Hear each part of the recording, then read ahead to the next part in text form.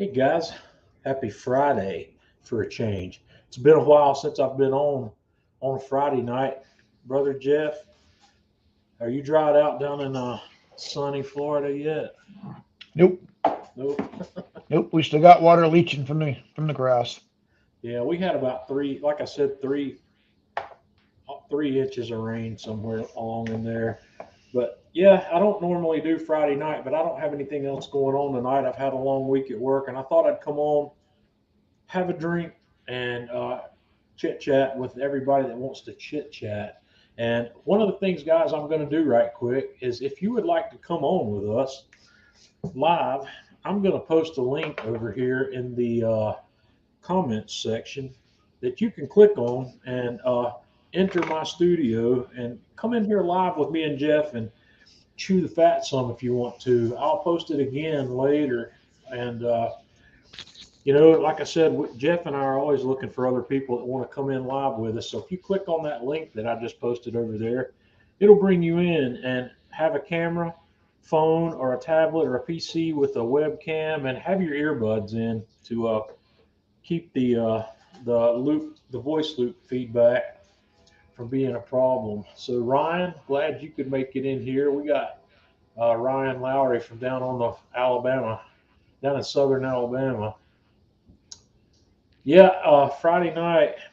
I've been working day shifts this week and last week on my new job, and I got good news today. I'm going to the weekend shift finally next week, and Tom, uh, Tom was watching poker. Tom's a poker man for sure. So Brent, glad you could join us, and I'll post this link up here. I know that's probably not a clickable link from there, but like I said, if you want to come in live with us, you feel free. Jeff, are you gonna have a drink tonight? Absolutely. Uh, I'm gonna hit on this Eagle Rare a little bit. I think tonight I haven't had a good glass of Eagle Rare, and once again, Ryan, this is how much I got left out of the bottle that brother Ryan gave me. Uh, it's good, man. It's a fine bourbon from the. Brother Ryan should be starting to cool off out there. Say what? Brother Ryan should be starting to cool off out there. That front should be getting pretty close to coming across his area. Out in Gulf Shores, Yep. or out there where he lives. Awesome. Well, I don't have any pre-planned topics tonight. Like I said, we were just going to have a general chat and have a drink. If you're having a drink with me and Jeff, leave a comment over here and let me know what you're having. Tom's got a salty caramel whiskey. I'm not. I've seen a caramel whiskey somewhere before. Uh, Somebody showed me that, and I don't remember where it was. So, cheers, everybody, on a Friday night. Mm. Ryan gets dark at 4:30. Ryan, you must be close. My geography is escaping me here at the moment. I don't know exactly where you are in Alabama, but if you are close to the time zone, to the division line between Eastern and Central Time, it does tend to get dark earlier right along that area. I've been down in Dothan, Alabama. I've done some work down there, and I remember that. I think Dothan is is kind of close to that time zone line. So, Chris, glad you could join us. Having some Jack Daniels rye. Nice to see you too. Yeah, last night we had some fun. Last night we talked about pork belly, and yeah, you can go back and watch that if you want to. There was some good content there on the pork belly. I'm actually going to be experimenting with that bacon I made, Jeff, and see if I can cook it to a consistency that Tanya will eat it without ruining it. I'm going to experiment with that some tomorrow. I've got I've got my videos. I've got to get my video edited and published tomorrow of the bacon that we talked about yesterday. And then next week's video will be those pork belly burn ends. So I'm going to play around with that bacon tomorrow. I've got to shoot a video tomorrow. The ThermoPro people sent me another advanced copy of another new instant read thermometer that they're releasing, and they want a little demo video on that I'm going to put together. It's another fairly nice thermometer. It's a more expensive thermometer than most of their other ones, and it's got an LED readout on it, and I really like the LED readout a lot. I like the brightness and the contrast of an LED readout over an LCD. But this thermometer, I think, if I understand correctly, it's going to be selling mostly for $69. And they've got a $29 thermometer out there that's got an LED readout that I really love too. And it's fast. It's not really significantly slower than this $69 one. I don't really know what the differences are between the two, but they're, hey, Russ, uh, glad you could jump in here with us again tonight. I'm just goofing off tonight, kind of being impromptu. I don't really have a lot of topic, but it's uh, it's Friday, and it's always a good night for a bourbon. I hope you're having a good night.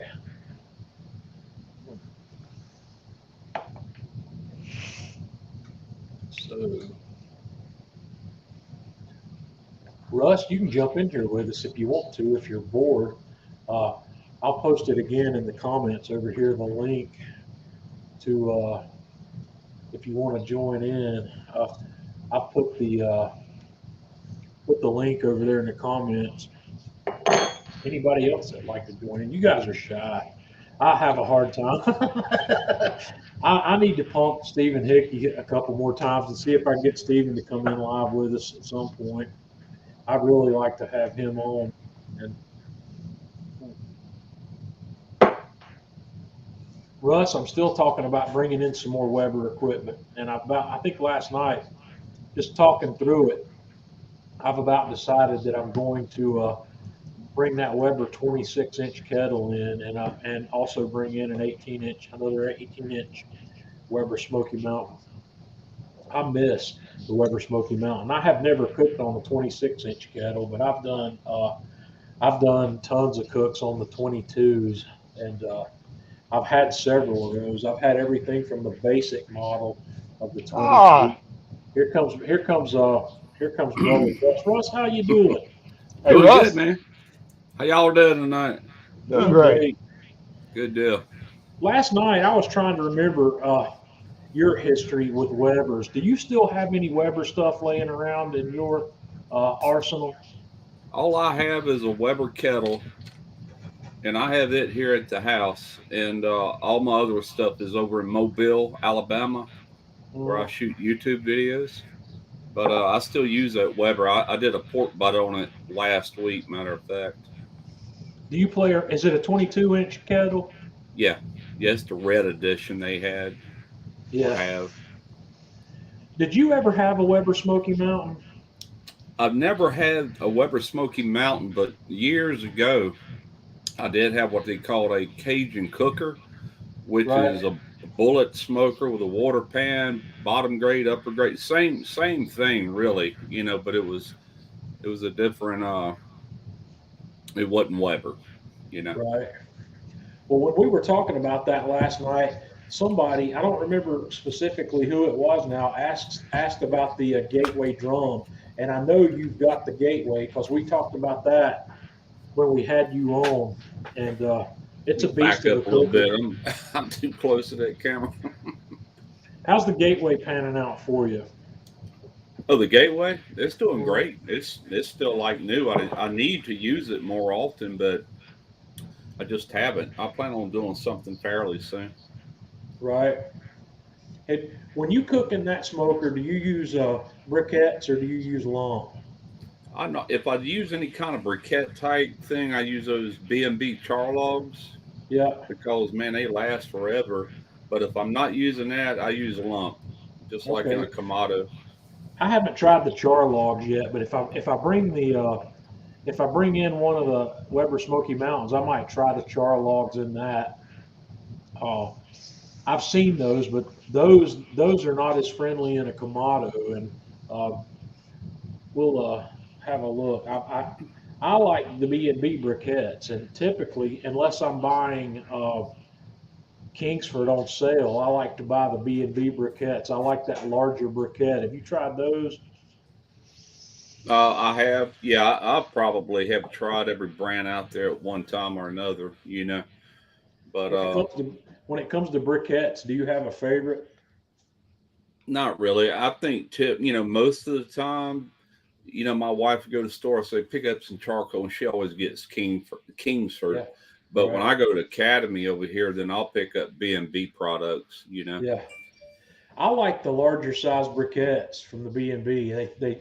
I just like those for some reason. That they burn. They definitely burn longer, and you don't have to have as many of them. But Kingsford works well.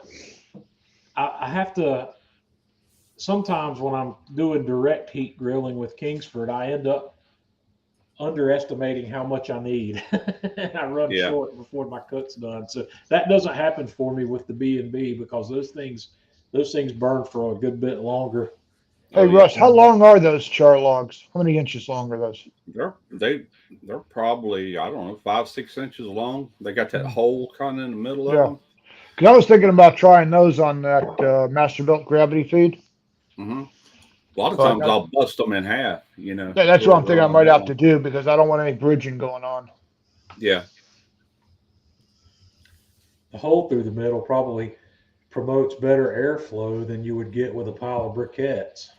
The first time I ever used them, I went to a FCA competition here at the shed. I was just invited. I don't typically do competition barbecue, Yeah, and that drum was brand new. And the guy that invited me said, "Hey, can you bring your drum? I want you and Brian Ducharme to do ribs as an mhm. ancillary." I said, "Okay." So we did the ribs and we did it on the drum, and I filled that. You know how big that basket is on a gateway. Well, I filled it Yep, all the way up. It was only like my second cook. Put yeah, some smoke wood in it, and when I and got you home, didn't. it was just a rack of ribs, but you're still Yeah, talking about a 3.5 hour, cook on a drum. And right. when I got home, and the next time I used it, I looked in there, I thought I was going to add some. I was like, my God, I still got enough in here for 2 long cooks. It Well, didn't. It didn't look like you had burned any to burn that thing for no, 4 man, hours, probably. Yeah, those super things are efficient. they're quite efficient for what they are. They're Yeah, not very well. They're not very well insulated, but the heat is rising from directly below your cooking grid, and yeah, I've done the same thing with the ugly drum smokers and with the Weber Smoky Mountain. They're quite efficient.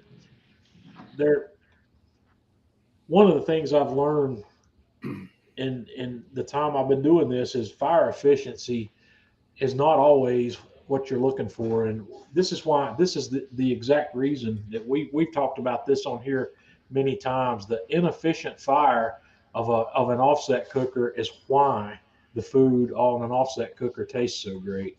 And more airflow, smaller fire is a great way to cook. And Kamado is not you can't do it on a Kamado very easily unless you want to. You can do it. I've done it, but you have to feed the fire every 30 minutes, just like you yeah, would on a stick burner.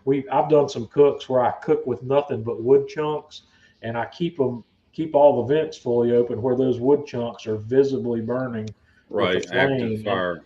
yeah, Yeah, and I get the same sort of flavor profile, but you're tending the fire just like you would tend the fire in a stick burner. And some people are good with that and some people aren't. My Kamado audience, these the Kamado people, including myself, are not as hell bent on being a fire tender hmm, as the stick burner crowd. And it all boils down to what you like to do. yeah. Everybody there's not I can make great barbecue on a Kamado. It's not that I can't do that. It's just that it's a different process. And there are some flavor differences in the results. Oh yeah, I agree absolutely. with that. I'll never, after I had a stick burner for a while, I have to go back and dig up some pictures of that thing. I know I've got them. And I was at Academy Sports one day, just looking around. I always run through their barbecue section when I'm there, and they had that old country stuff, and they had that one offset called the Brazos that was $1,000 offset. It was $9.99, Yeah. very well made, very heavy. It's like 500 pounds, and uh, they had the thing mispriced, and I knew I saw it immediately that I knew they had mispriced it because it had a $399 price tag on it. And I said, I told my wife, I said, I've got to buy this. I said, I can't not buy that. And Yeah. so I talked to one of the guys that was working in the department, and he says, let me check on something. I'll be right back. And I said, oh no, he's discovered that this thing's priced wrong. And he came back out, and they gave me an additional $50 off because the ring cap for the exhaust stack was missing. Oh So man. I got the thing for $350, and we called my father-in-law, and he brought his pickup truck down, and they helped us load it in the truck, and I brought it home. And I cooked on the thing long enough to learn how to cook on it. I cooked some chickens to begin with, and then I cooked a couple of pork butts and a couple of briskets on it. And I got the experience of learning how to tend that thing. And basically, what I was doing was leaving the vents on both ends of that thing fully open where I could get a good draft going. And I was just feeding the fire one small split every 30 or Hmm. 45 minutes, or maybe even an hour. That's what And I do. this one was not a reverse flow. And I made some homemade baffles to go in it to try to help even out the temperature from one end to the other. And it worked out pretty well. And but I felt like I needed that experience. I needed to learn how to operate that. And doing what you and I do, Yeah. in front of people, I felt bad about even trying to talk about a stick burner without having some experience and learning how to use one of them, and knowing firsthand what the results are like. And that's one of the reasons I've had, so many different grills and smokers that I've had over this last 10 years. And I know you're the same way. Oh You've yeah. got, it's about having the experience. That's one of the things that people like is they'll say, let's ask Russ about that. Russ has had one of those, or Russ has one of those, so he'll know. And Yeah. it makes a difference. If I I was a get a guy lot of comments, people wanting to know, well, you had this for a year. How would that stack up against this or this? Mhm. And a lot of them, they're asking me, I've never owned those, so I really can't say, Right. but Well, that's one thing I'm not afraid to do is to tell somebody I don't know. I would yeah, that's rather what I I do. would rather tell them I don't know than give them what turns out to be bad or incorrect advice. And Yeah. so, yeah, Yeah. I I do don't. my offset the same way. I always dial the heat in by the size of the fire. I leave that Right. bottom vent and that top vent wide open.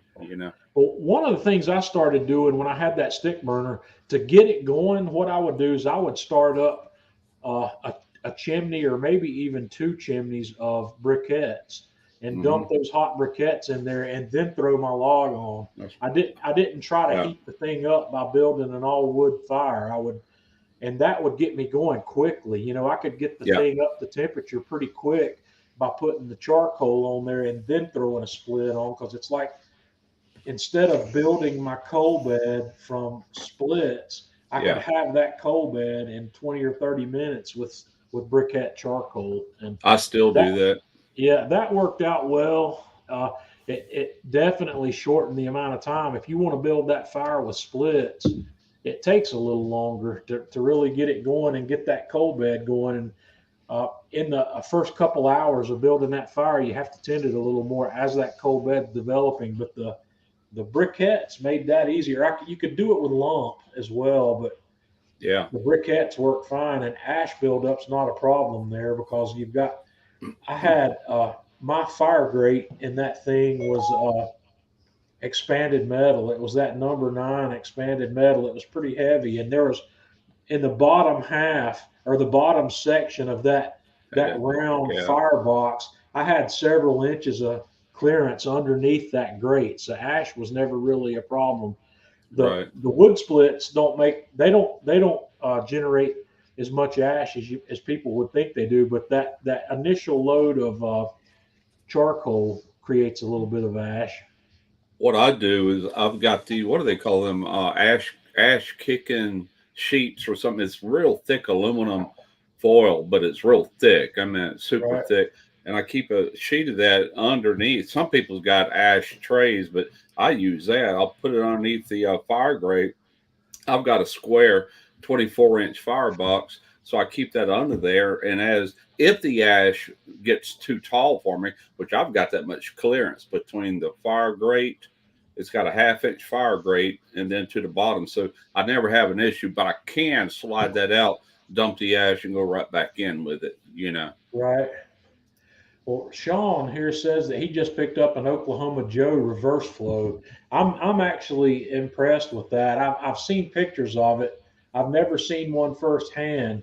My local Lowe's hardware carries some of the Oklahoma Joe stuff, but I've never seen the reverse flow version in there. They've got the regular uh, stick burner, but that reverse flow looks pretty good. So, Sean, how long have you had that? And have you built fire? Have you built a fire in it yet? I'm curious about that because for the price, I think that stick burner would be a perfect starter stick burner. Russ, have you seen these things? I haven't seen their version.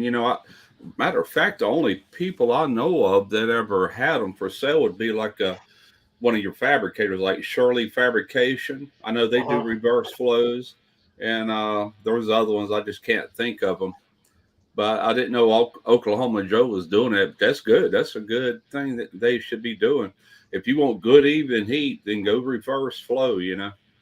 I'm going to pull one up here because this thing it's an $800. It's set list price on it $799, and it's the cheapest reverse flow I've ever seen. Yeah, you gotta be careful. You want to make sure your firebox has got some kind of steel on it because you can lose so much heat through a thin firebox. You can get away with 3/16 on the actual chamber, but you can actually get away with it on the firebox. But I wouldn't go no thinner than that. Yeah, this thing right here. Here's a picture of it I've got up on the screen. It's not a huge offset, but it's functional. I have a friend that had one of the regular Oklahoma Joes, and he did a lot of great cooks on it. Mark Garwatowski had the regular version of this smoker, and the non-reverse flow. I I had think the is. regular version of that as well. Oh, did you? How much did you pay for that one? Back when I bought it many years ago, I think it was three something. Yeah, I think it's still in the neighborhood of $400. Yeah. What's Uh, the material thickness on it? Does it say? that's It what just I'm says looking for it here. just says heavy gauge steel. Yeah. You On can mine, I tell. had to put in a 1/4 inch steel round plate in between the firebox and the pit to How kind of much does it diffuse. weigh? 200.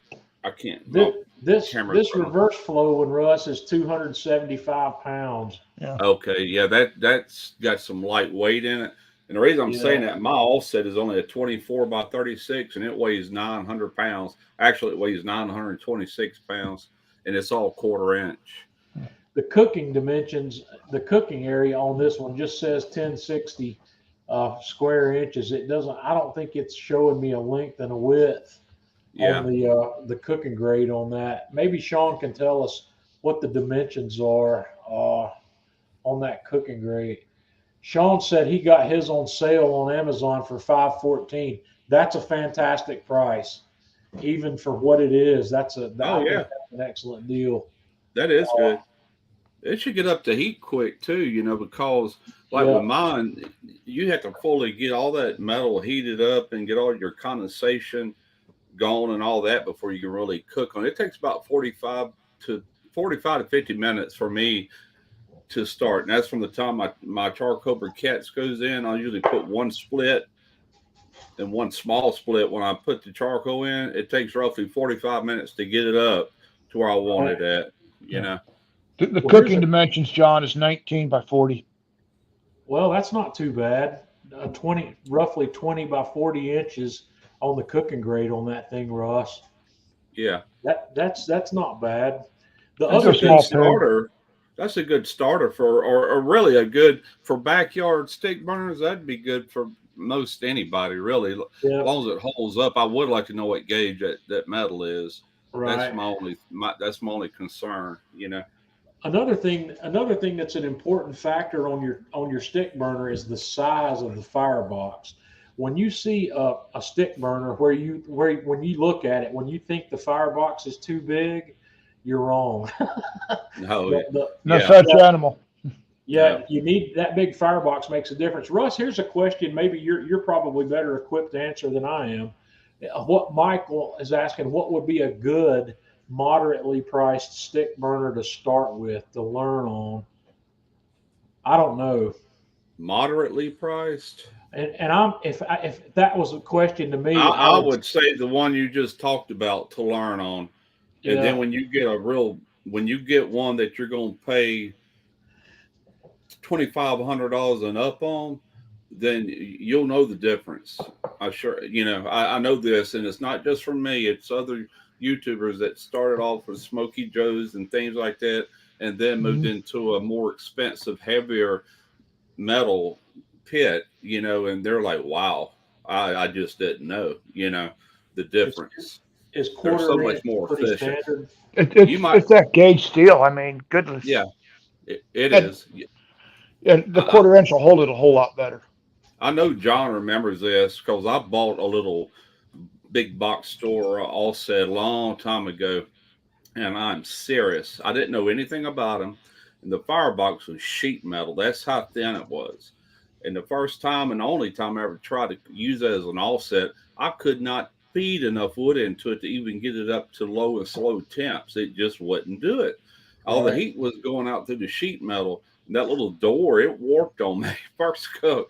And I bashed them, man. I'm like, man, them things ain't nothing but a field hog. But that's what I said for the longest time. Till one day I decided to give another chance. I got a really good one, and boy, it Right. changed my whole outlook on that. James from Smoking Dad Barbecues here with us. He says Fat Stack makes a kit for some Oklahoma Joes called the Go Prometheus, which adds insulation to the box. I'm not familiar with that. It That would be sounds good. good though. And James, if you're interested in jumping in here with us, I just posted a link to to the online studio in the chat. If you want to come in here live with us, we'd love to have you. So James has an interesting looking stick burner, and I can't remember the brand name on it, but the thing looks incredible. It looks like it's really well made, and it's a smaller format stick burner, and I can't remember off the top of my head the brand name of it. So, uh, There's a lot of them. oh, James is sick. Oh, I hate to hear that, man. James has got the flu. Oh, Jesus. That Oh it's man, called a Smoke North. He says it's Smoke North is the brand name, and I'm betting that's a Canadian build. James is up in Canada, and that may be a Canadian company, but I don't know a whole lot about it. I've seen some of his video content where he's been cooking on it, and the thing I do know about it's beautiful. he And has a YouTube channel. I have to check it out. yeah, Smoke Russ, North. yeah, check it out, Russ. It's an interesting. I don't remember if he commented on how much that unit costs or not, but it's the thing I liked. I was impressed with what it looked like, and I know everybody's going to say looks don't matter, but it matters to me. I want my stuff to look good, and that stick burner that James has looks good. It's really nice. It's called Smoke North. Oh, Let me see if Smoking Dad Barbecue. That's his channel name. Okay. yes. Uh, Smoking Dad Barbecue. I'll see if I can find a I website think for I've that. heard of him before. Yeah, Yeah, I've got it right here on my phone. offset smokers. Yeah, here we go. Let me pop this up in here. I believe this is probably the one that James has got right here. I'm guessing that's it. There's two models they have here. One called the Huron, and that picture's a little hard to see. I'm not Ain't a sure. bad looking pit in these No, pictures. it's beautiful. That's what Yeah. I'm saying, man. When I saw this thing on James's channel, the what it looked like impressed me as He's much as got the Carlisle. okay, he's got this one. This is the one that James has got. So it's nice. It's really and here's another example, guys, of what I was just talking about. When you look at that thing, it looks like the fireboxes. is oversized, but that's what you want on a good stick burner. You want a big firebox. And Russ, would you say that firebox just looks like it's a really right size for a pit like that? Oh yeah, absolutely. I've got a 24-inch firebox on mine, and it's like you said, you can't get them too big because mine has that, what do they call it, fire management basket in the middle of it, which Yeah. kind of contains everything to the center of it, and I'll stack logs on each side of it, and the side of that 24-inch, and get them hot. And when I do need a log, man, I just grab one of those and I'll replace it as I take one. Keep them hot. They just combust Yeah. a lot better, you know. Well, there you go, guys. There's a picture of about what James will tell you that smoker costs, and that's Canadian dollars. And I don't know. Is that painted or is that a natural patina that I'm looking at? That looks good. I like that. Yeah. It looks like a James, patina, but it's hard to we'll have say. to get James. James says it's a touch too small. Apparently, the new one is coming larger, and he agrees that you can't make it too large. Uh, yeah, it's $4,000 pit. That's got to have some beef to it. Yeah, that's when we're talking $4,000 around here.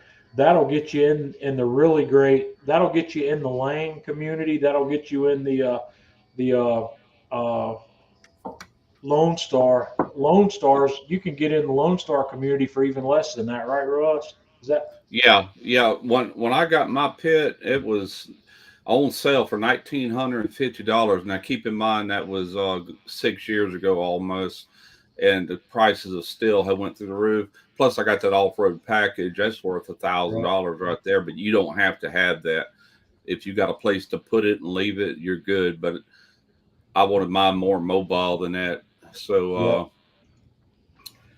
James says that's a natural finish from oil and heat and seasoning process. Yeah, it's beautiful. It sure is. I remember seeing it, and James has done a lot of the same kind of experimenting that I've done when it comes to creating the offset flavor in a Kamado. James has made some video content, I know, on cooking with wood chunks instead of charcoal, and it boils down to the same thing where we were talking just a little bit ago about you have to feed it a couple of wood chunks every now and then to keep that fire going with the visible flame. You can get that result in the Kamado, but if you want to cook like that, you need the offset. It's so much nicer to do it in the right environment for it. So, did his have a smoke collector on it? I didn't even notice. A smoke collector. Yeah, where it what comes is that? out the I don't other. know what that is. What's that mean? I can't see the stack side. A smoke collector where the chamber ends over there by the stack. Do you have a stack picture there by any chance? I'm looking at what's provided here. No, that's right there. Okay. Right there, is it? I think it's sitting on a smoke collector. Yes, it is. A smoke collector. Yeah, he said yes. A smoke collector, like on my pit, the stack comes right out of the chamber and turns and goes up. A smoke collector is like a big volume of more steel that lets all that hot air back up into there and then out. And what it does is reduce a hot spot over there on that stack side. And that's kind of all the newer pits, even Lone Star Grills offers that as an option nowadays. So what's that doing? It's bringing the exhaust down lower in the cooking chamber? Well, no, what it's doing, all right, as you're drafting air across your pit and your meat, what it does is it tries to go in this big 24-inch pipe down to like 5-inch exhaust pipe. So it creates a restriction there. But if you give it more room to go on past there and then go up, you know what I'm saying? It don't build up heat right there on that left side. All the heat is now up inside that collector. Okay. And it kind of minimizes that hot spot where you got more use of your entire pit. That's the logic behind it. It's giving you the same sort of even heating situation that you'd have in a reverse flow without actually similar. Yeah, and if you use tune-in plates in addition, then you could just about do just even maybe 5 degree split from one side to the other. You know, Yeah. Okay. But that, like I said, that pit's a beautiful pit. Uh, it is. I like that. yeah, it's crazy. I had not heard of it before until I saw James. Uh, James likes to tease people. When James got that thing, before I remember hearing him talk about it, it was appearing in the background of his videos underneath the cover, and I said, "Oh no!" I said, "James has finally got an offset," but he's not talking about it yet. So, uh, but yeah, Yeah, that's a beautiful pit. It really Dangling the is. carrot. talking about Yeah, Lone Star Grills, they just introduced it's I don't know if it's a limited pit or not, but it's their Texas edition, and there's no options on this pit. You cannot get an off road. You can't get a stainless table. You can't get anything. It is what it is, and it comes in that natural patina like that, right. and it has a smoke collector. But the difference of that pit, it has what he calls a downflow. When the heat comes out of firebox, is directed up and then back down at an angle and then into that smoke collector and out. That's supposed to give you a really even heat where you don't need tuning plates at all, you know. James was looking at the mill scale here. He says, Russ, the only person that mill scale stuff is crazy. And Golly. yeah, the only person I know of that actually has any mill scale equipment's Matt Pittman. Yeah, Uh, I was gonna say Matt Pittman. Matt's got multiple pieces of mill scale, and I'm fairly confident mill scale's helping him out with that because of the promo value that Matt has. But Oh yeah. that Russ, you've seen that trailer rig he's got with those big badass white wall tires on it. Oh yeah. Yeah. Yeah. That He thing is even if beautiful. he did have to pay for it, he can afford it. Yeah, but have you seen that mill scale piece he's got? That's the charcoal bed. It's like a bunch of direct cooking scenarios. It's like a combination of direct grilling, Santa Maria grilling, and it's got a fire chamber over on one side where he's making coals from Yeah. logs and shoveling coals around. That thing is crazy. Oh yeah. Yeah. Yeah, I watch all his videos. I like him. I like his channel. yeah. I sent Matt some grits a year or so ago. Matt did a video on shrimp and grits at some point in the past, and I sent him an email and told him, I said, I'm gonna. He said, when these grits arrive, they're coming from me. I'm gonna send you some grits from the place that my wife and I buy grits on. It's on Edisto Island over in South Carolina. It's called Marsh Hen Mill. It used to be called Geechee Boy. Have you ever heard of them, Oh yeah. Ross? Yeah. I've Uh, ordered some they've products changed. from. They, Yeah. yeah, they've changed their name, but I sent and I need to send him an email back and ask him if he ever had a chance to try them. I didn't hear That's back some. from him, but That's I those sent him Jimmy about Red 5 pounds. grits. Yeah, the Jimmy. Jimmy Reds, they do have Jimmy Red, but my wife and I Yeah. really love the yellow grits. We buy the stone ground yellow grits from those people, and I keep them on hand, and they're I they're did a they're my favorites. Yeah. I did a shrimp and grits on my Santa Maria, using it as a cast iron table. You know, I did that Hmm. probably about 2 or 3 years ago, and that's what I used. I ordered some Jimmy Red grits. I had just got through binge watching Sean Brock on Netflix and seen all that corn. He has a lot to do behind the bringing that corn was almost extinct. Then he got involved with it, and you can buy it in that Gishi boar or whatever. He's tied into that somehow. But man, they're Yep. good. But speaking of shrimp and grits, Russ, that brings up a memory for me involved with you. I remember when you got your first Kamado Joe, and in fact, I think you won that Kamado Joe if I I did. remember I correctly. did. Off of And your channel. Bobby Brennan, the guy that owned Kamado Joe, I think it was the very first video you did on the Kamado Joe. Bobby called me and he says, John, did you see that video Russ made? And I said, yeah. He said he made shrimp and grits and he even boiled the water on the Kamado. Bobby was thoroughly impressed with that. It was crazy. He, but the Yeah, I was bound determined to use that, and that was my whole logic behind that video. Was hey, you don't need a kitchen or an oven or a stove top. You can do it all on this right here. And I did from start to Yep. finish, you know. Shrimp and That's like grits, including. making gumbo on the Kamado. Yeah. Yeah. Oh, Yeah. Making the red roux, that takes some time, but you can do it. Oh, yeah. I just did a gumbo Monday, matter of fact. And I was so bound and determined to nail that roux, man. It looked like a chocolate ganache when I got Yeah. through with it. It was I just, tell you you what, made a dark.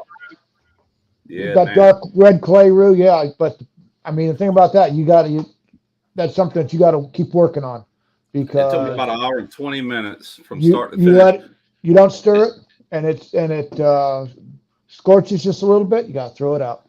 Oh yeah. And what I did when I took it as far as I thought I could take it at the lowest heat I could get it, what I done then was turn the fire completely off and I just kept stirring it for that Mm. 10 to 15 minutes because I For it to knew cool if I back down. didn't and to that heat come down and man, you talk about getting dark. Them last few minutes of doing Mhm. that, then I'll just let it sit there and almost cool down. Then it got real dark.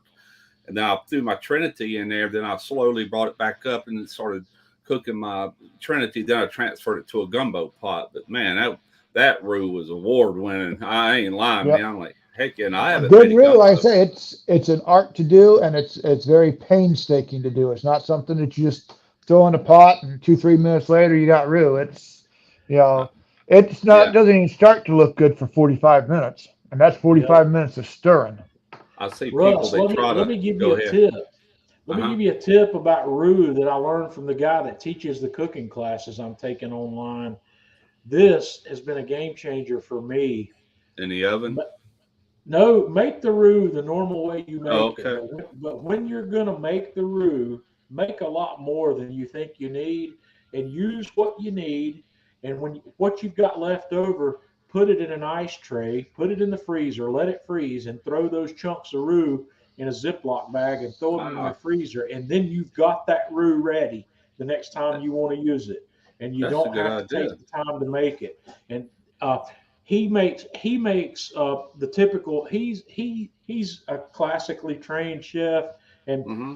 he's more doing the blonde roux most of the time, and Yeah. then he teaches how to make the dark roux. But this one you're talking about is beyond the typical dark roux. It's It's a much Cajun roux. healthier. That's the only way to Yeah. describe it. It's a Cajun roux. Well, the, Yep. the other thing I learned from him about the roux is the darker the roux gets, the less thickening power it has. That's You have to exactly use right. more of it. Mhm. So the blonde roux thickens the same. A small amount of blonde roux thickens more of your Yeah. liquid than the same amount of a dark roux. But when you're making roux, it pays to make more than you need. If you want to use, you can freeze the roux, and then you put the hot roux or the cold roux in a hot liquid. That Yeah. that makes a difference in how well it thickens. Also, you want it if you want to use a hot roux, you put a cold liquid to it. Or if you want to use a frozen roux, you put it in a hot liquid. The thermal shock makes the starches turn to gelatin quicker and start doing their thing. But make extra next time you do that, and you won't have to do it as frequently. Yeah, there you go.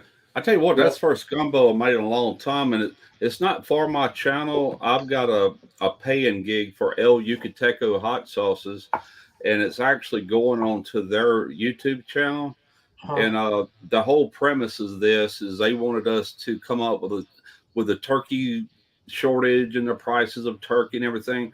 They wanted to get a certain amount of creators to come up with a good holiday alternative. Well, gumbo's already a holiday dish for a lot of Mhm. people, especially Mhm. down here in the South. And so I'm like, gumbo. And they loved it, man. They said, yes, do gumbo. And that's what I did.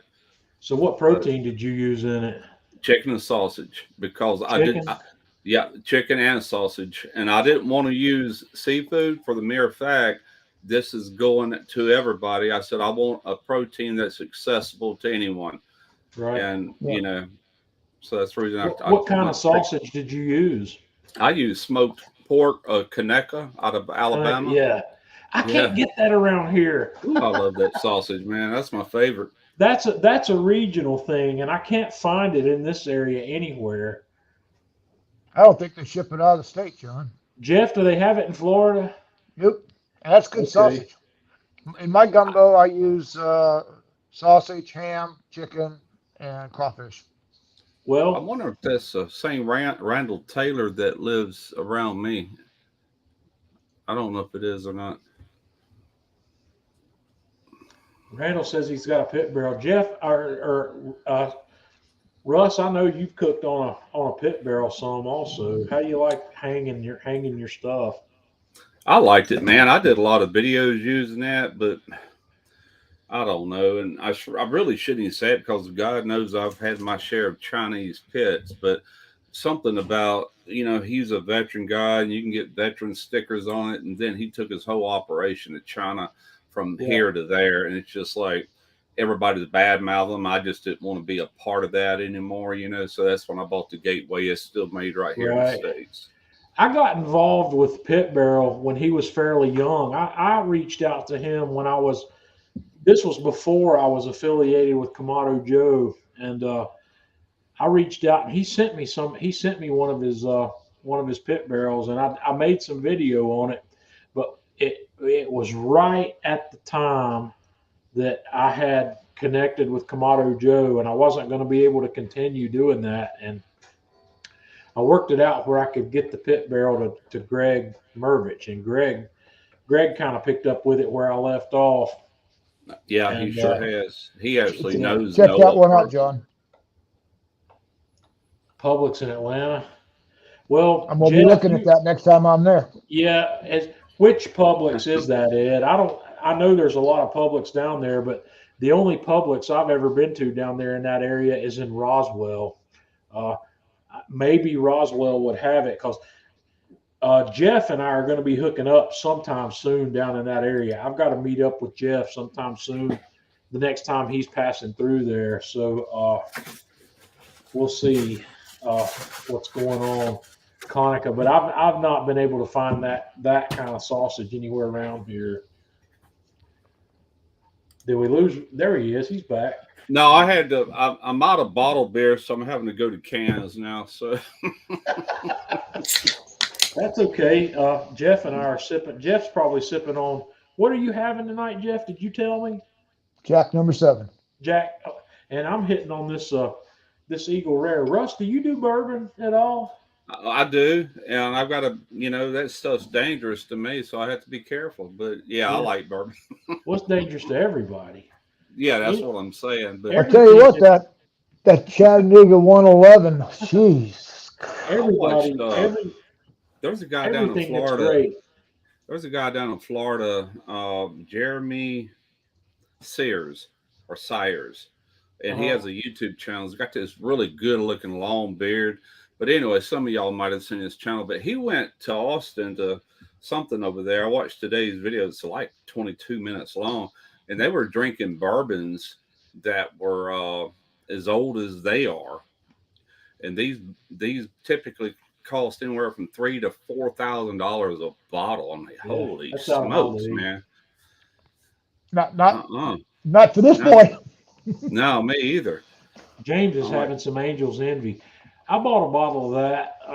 I like it. Okay, Angel's Envy is a bourbon that's aged in port barrels, so it has a unique flavor because of that, and it is unique for sure. It's different.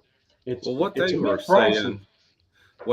saying that they couldn't see that it was that much better than like the $200 bourbons and stuff. Yeah. That Well, it was. $200 bourbons are still more than I'll spend most of the Oh time. I've got a yeah, yeah. bottle. I've got a bottle up here behind me somewhere. It's the most expensive bottle of bourbon I've ever bought. I don't think it's showing on the camera, but it's this. I got lucky at a bourbon lottery here last year. This bottle right here is $225, and it's a Wow. 17-year-old Fitzgerald. It's really hard to come by, but I got lucky at the last at the bourbon lottery I went to, and my number was the first number drawn, which means I got first pick of everything they had, and that's the one I bought. And Yeah. I've had two glasses out of that so far, and I got that last December. I've had it that long. I've had 2 glasses of it, and I've given samples. I've given 1.5 ounce samples of it to 3 people. So, uh, My wife used to work at a liquor store, and she's like an ex bartender. But we have wow, a two-door cabinet in this room on the other side of this wall, and all she does is store liquors in there, and she don't even drink hardly ever. She will drink, but I mean once in a blue moon. But she like collects all this stuff. I can't yep, tell you how many bottles of Still's never been broke on. And I'm like, what are you ever going to do with that stuff? You know, and every now and then she'll pull out a bottle, but for the most part, I mean, I don't know what she's ever going to do with it, but I could help her out in that department if she'd just open the bottles up, you know. But she's got some, James she's got, huh? James is drinking to kill his cough, and that's an old cure that used to work for everything. Was a little bit of whiskey and rock candy.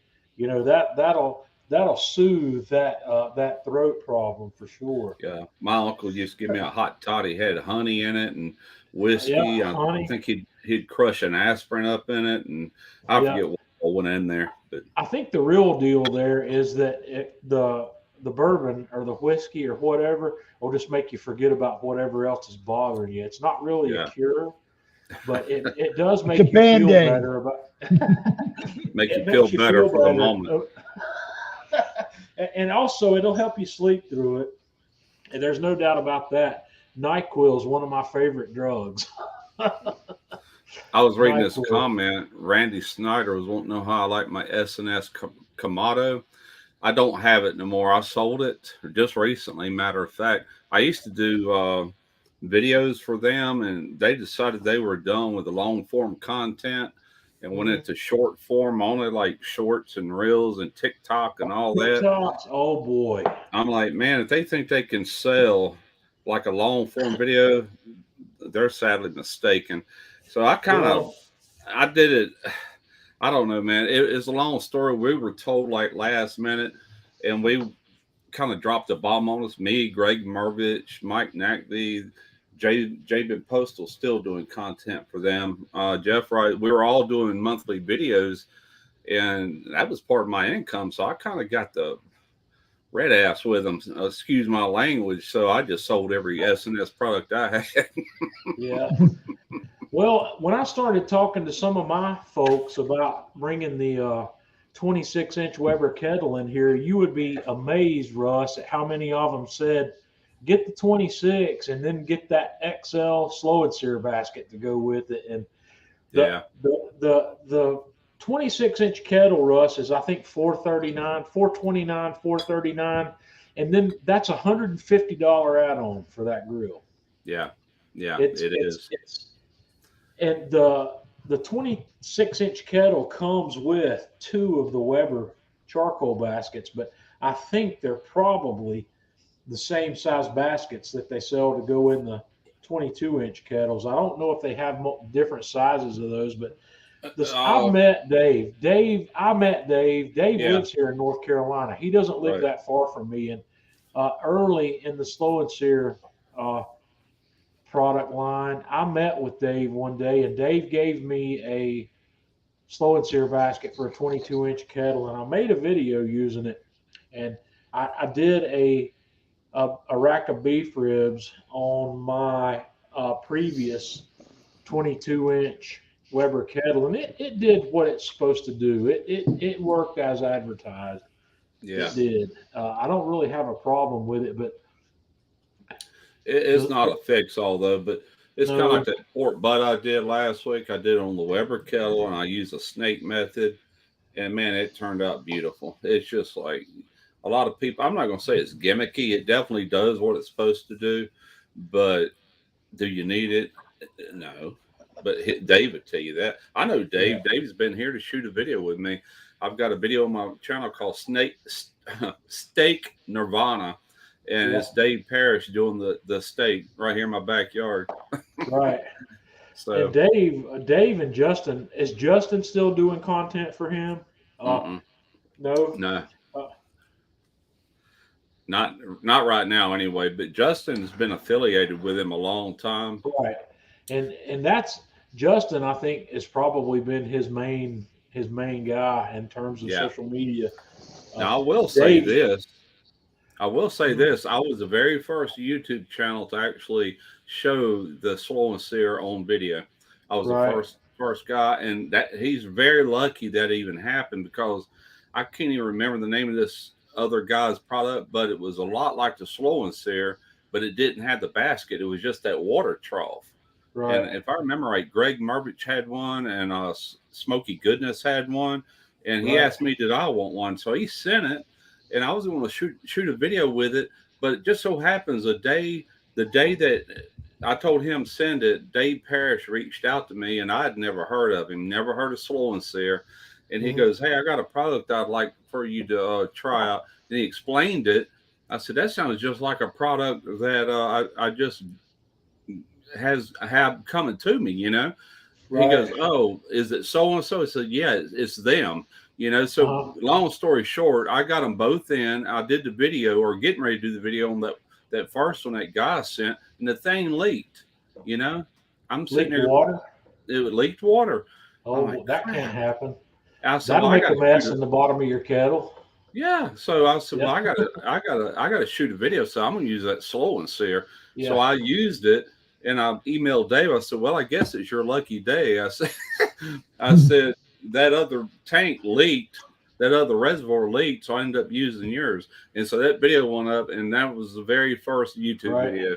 You know, Well, my experience with the slow and sear basket, I've got no problem with the quality of how oh it's no, made. no, it's good. It's very well made. It Sure, is. And I think it's probably it is a if I had to make a list of accessories that I used with my Weber kettle, that's a good one. It is a good one to it's have. very Like I said, convenient. one of the things I was talking about last night, it's one of the reasons I'm interested in bringing some Weber equipment back onto my deck out here is I want to reconnect with some of the people that I was connected with before I went into the ceramic Kamado world. I want to be able to talk to that guy that's not going to spend 800, 1,000, or $2,000 on his Yeah, cooker. And I think Weber's the best. Weber's probably the best method for me to do that. it And is. I know firsthand that the Weber Smoky Mountain is a beast smoker.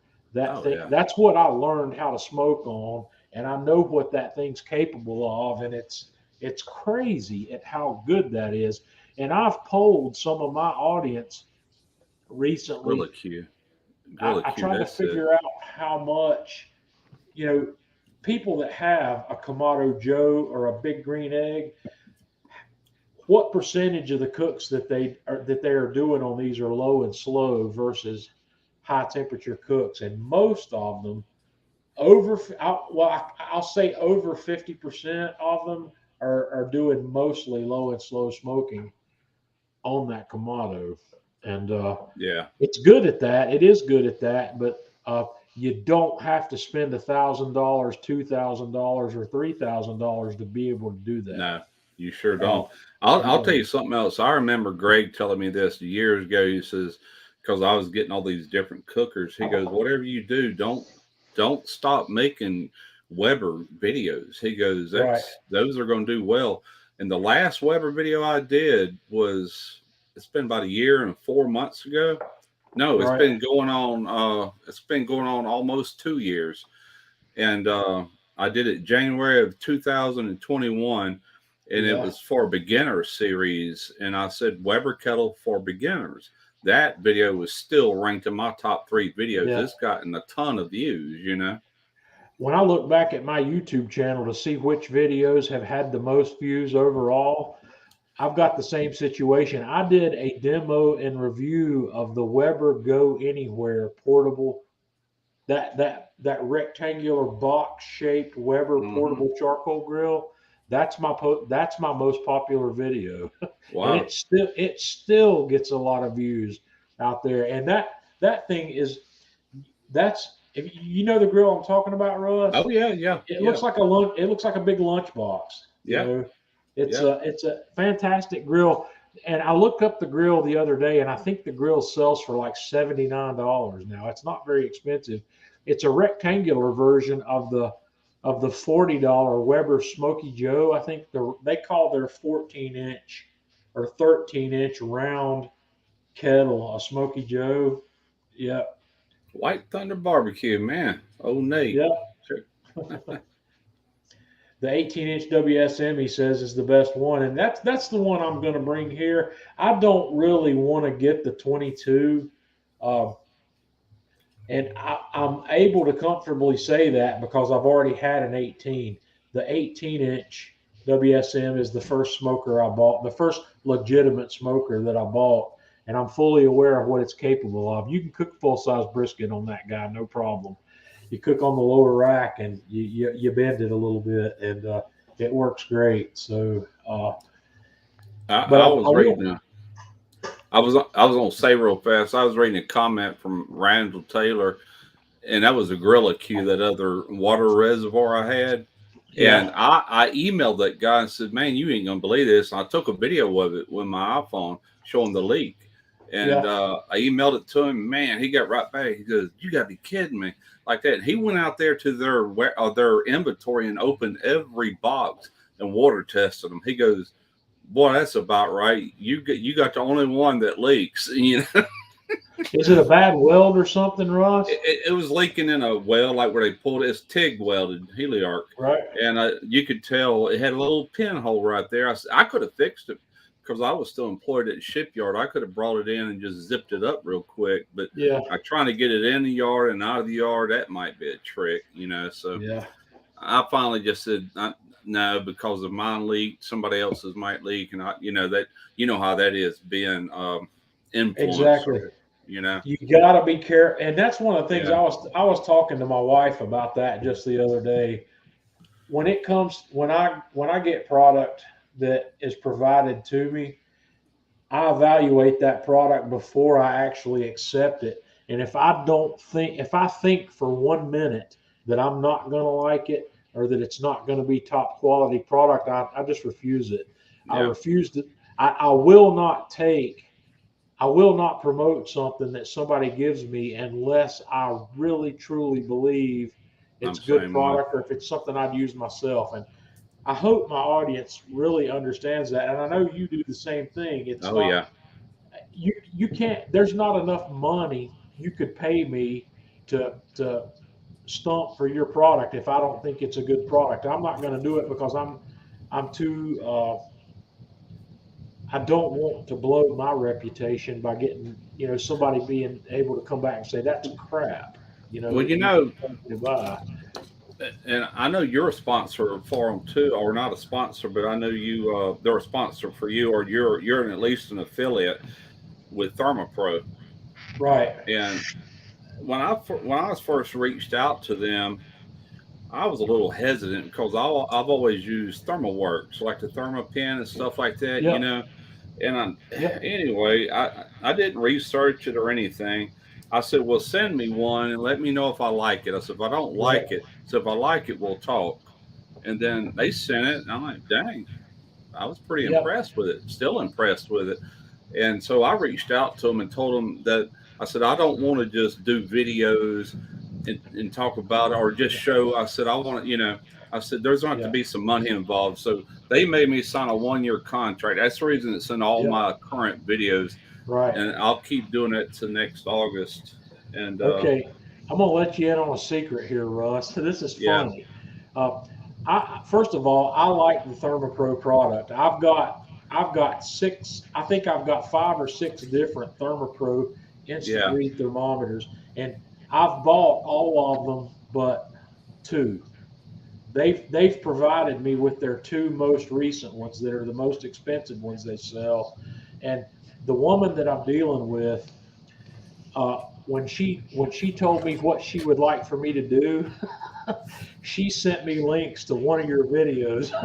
She wanted me to really, do, yeah. She said, "I want you to do what he's done here." And I like what you did. You did a probably a minute or a minute and a half spot it's in more one of like a your commercial. videos. Yeah, about the thermometer, and which is fine.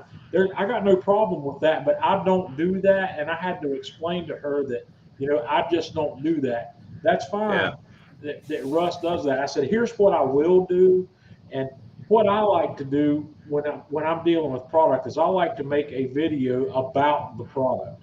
I make one video about, and I'm going to be doing one tomorrow on this newest one. Have you seen their new, uh, the one they call the Lightning? Have they sent you that? Yes, yes, that's the new one. I've got that thermometer, and they want to. I'm going to do the video for that this weekend, and what I'm going to do You're is not I'm going to going to do. release it yet, are you? No, it's not. They're not ready to release it just Right. yet. I'm going Okay. to make the video tomorrow though, and Okay. I'm going to compare it to a Thermopin one. And I asked her, do you mind if I do that? Because that thermometer is practically it's the Thermopin one's got a minor speed edge on that Lightning. Yep. So yeah, Russ has got the same setup here, uh, but it's the deal.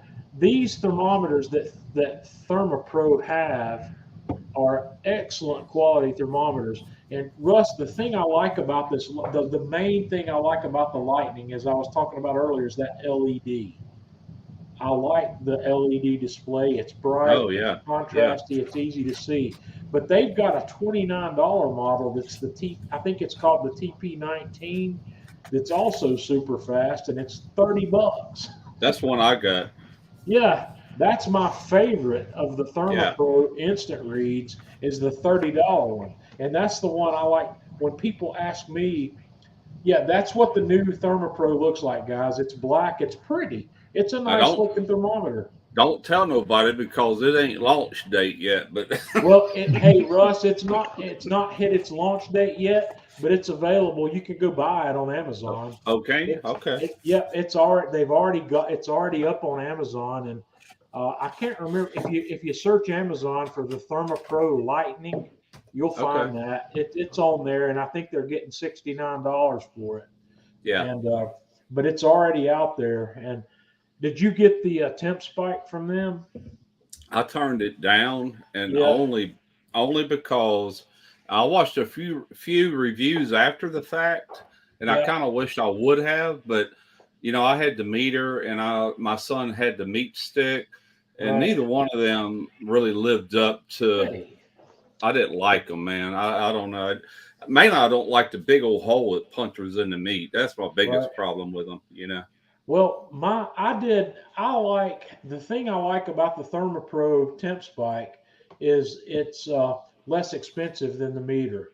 Oh yeah, It's sick. They're selling that thing pretty much for $69, where the equivalent uh, meter is $99. yeah. And the thing, the the Temp Spike has one big advantage over the Meter Plus in the fact that the probe itself is waterproof.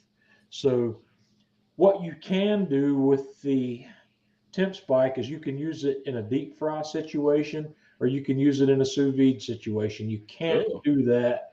You can't do that with the meter. oh, I And didn't know that. Ninety Uh, nine 99 on Amazon, John.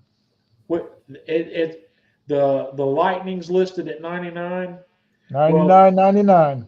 I okay. think Well, when we don't buy launch it, don't when we buy it launch, yet. yeah, Yeah. when we launch it, it's gonna be $69. And And if you there's going to use be my some code, if you use my there's going to code be some discount codes. Yes, there's Smoky going to be Riz some discount. BBQ, you'll get 25% off. You'll probably ultimately be able to buy this new thermometer for $50. Would you agree Yeah, with that, Russ?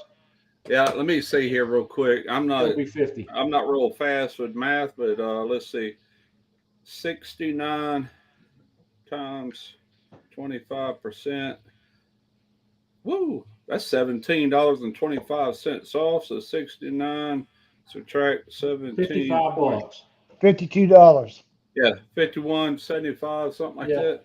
So yeah, but guys, the instant read thermometer market. First of all, you'll never hear me say that the Thermopro or the Thermopin One or the Mark IV or the original Thermopin is not the best thermometer on the market. It's a very good thermometer. It's tight. It's durable. but it's $100. It's $100, and they Yeah. run those on sale. And the best sale prices I think I've seen on those has been what, $79, Russ? They had it 30% off the other day, like for 3 days or something like that, you know? Yeah, they occasionally run sales on the Thermapen. Yeah. So it can be had for $70 or $79 if you want to wait for a sale to come around. But in my mind, first of all, the reason I did reach out to Thermopro to become an ambassador for that product line because I'm happy with it. I'm using them, and I've not had any problems. Out of all the instant read thermometers I've ever had, the only failure I have had on an instant read thermometer is the original Thermapen that I bought. And I kept telling myself way back then, I said, I'm never going to spend $100 on an instant read thermometer. But Thermapen, they got to me. They broke me down. They Russ, you know how Thermapen occasionally puts one out with a graphic on it that's cool, like the Yeah. Operation Barbecue Relief. Well, quite a few years Oh, yeah. back, they made a black Thermapen that had flames on it. Ooh. And Oh, I remember that. yeah, Yeah. I bought it.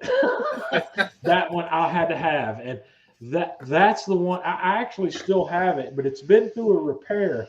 That was the only instant read thermometer out of all the instant read thermometers I've got, and I've probably got 10 of them here now that's failed. I had a failure on that Thermapen, and so I talked to Thermapen, and for $35 they'll repair it for me.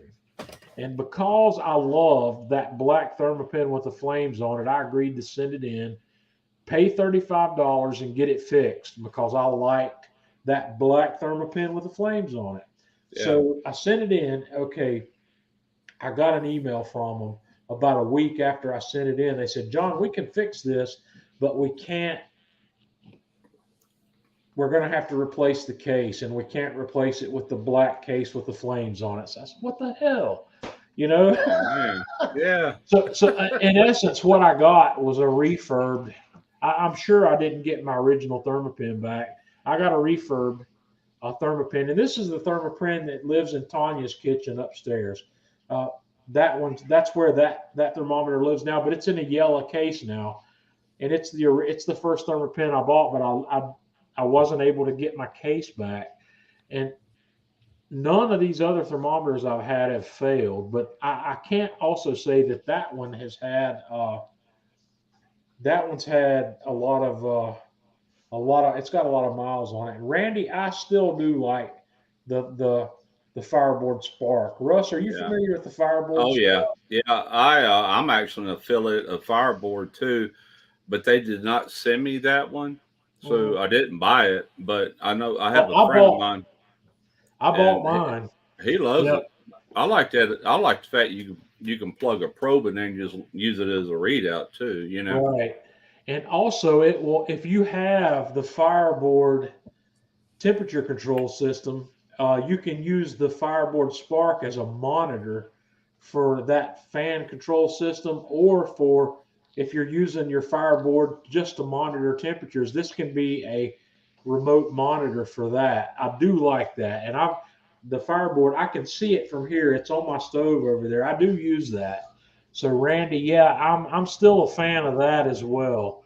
That's a Now, really cool tool. I do have the air controller and the thermometer, that unit that comes with that. They did send me that. But they never sent me that one. I never could sell none, man. I tried, but I sell the fire out of these Thermopro. Man, that 25% off plus it's already low prices. People Yeah, or I did that video yesterday and reminded people Christmas is next month, yeah. kind of a little thing there, and bam, sold Well, over $600 worth last night. I'm talking about total exactly. price. I get 10%, so I made $60 right Right. after that video launched. I'm like, yeah, So yeah, that's one of the things I'm getting ready to put together. I want to put together something this month, and I'm waiting for something else to come through that I'm trying to get involved in. But I want to put together a a Christmas gift list for the barbecue guy who already has everything. You know Yeah. what So I'm what are you talking buying me, John? Jeff, I'm gonna buy you a bottle of Jack Daniel's Single Barrel There you Select. go. I'm gonna upgrade your drinking situation down there. So yeah, but the one I've been approached by this man kitchen company about, and I'm really hoping that's actually legitimate and actually going to come through. That Russ, you've seen this man kitchen pepper mill? I heard of it. They said that's a Yeah. really good pepper mill. Yeah, but it's $200. It's a I two know. hundred dollar pepper mill, and it's air. That's that aircraft grade aluminum. But the thing I like Yeah. about it is the volume of grind you get with each turn.